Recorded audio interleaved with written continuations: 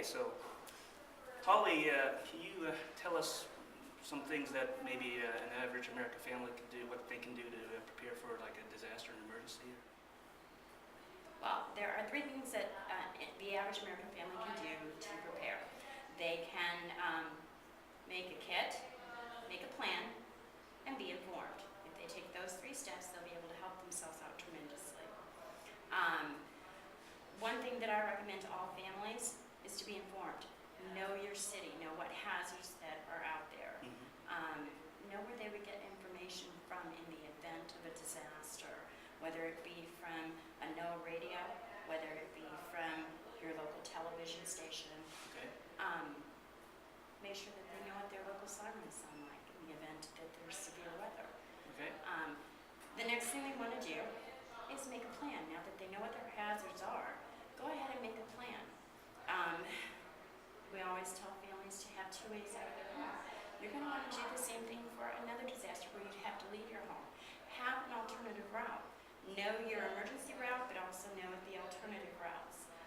Locally here in Decatur, we have many snow routes that are used as our emergency routes. But have that emergency route, know where you're going to go, and if your family gets separated, know where you're going to meet up. And then, of course, finally, you want to have that emergency kit. We Okay. recommend all families have an emergency kit and have it contained in a container that they can take with them in the event of emergency. I personally love to use our backpacks. I love to use waterproof containers, but any simple container where you can pack supplies in, and we recommend certain supplies. For instance, we want to make sure that you have a minimal of at least 1 gallon of water per person per day. Okay. And plan for at least 3 days, okay? And that's if you're evacuating. If you're staying at home, we recommend 7 days. Plan Okay. for that. And the reason that we do that is because sometimes, especially in major disasters, it may take a while for emergency responders to get to you. So be responsible for yourself, Okay. okay? But there are a number of things you want to put in that kit. For instance, let me show you a kit that I have prepared. Okay. This is a really nice emergency response kit. Inside, of course, everybody knows you got to have that flashlight. Just in case that power goes out, and usually in a disaster, you are going to go for a while without power. So make sure you have a good flashlight handy, along with the extra batteries. We recommend the water, the drinking water, must have. A lot of times in disasters, you're not going to have drinking water available to you. So make sure you pack that up. Also, you want to have a supply of ready-to-eat meals.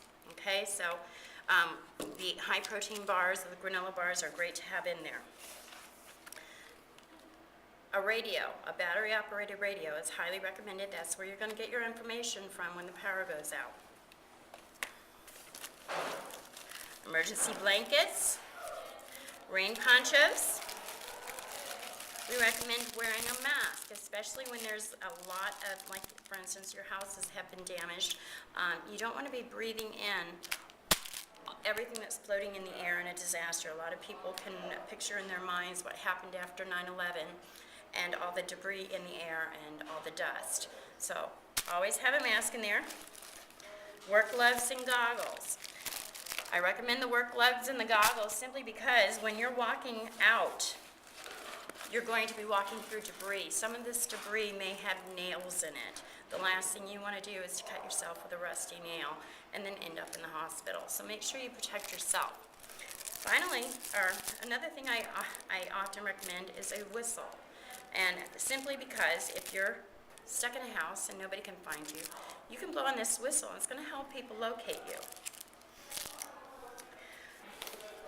This kit comes with the detachable pouches. For instance, if you have to go to a shelter, you can always just take this with you. It has your personal hygiene items that you might want to pack. Your soap, your toothbrush, your lotions, washcloth. So you want to make sure that you have those packed in there as well. Your personal hygiene is an item that, or is something that, believe it or not, comfort is everything. So make sure you pack it in there. On this side, we've got our first aid kit. You're going to want to make sure you have a quick and ready first aid kit just in case family members have become injured. Make sure you have your batteries, your scissors, your Band-Aids, your tape, and your gauze in there so you can help your family out if they become injured.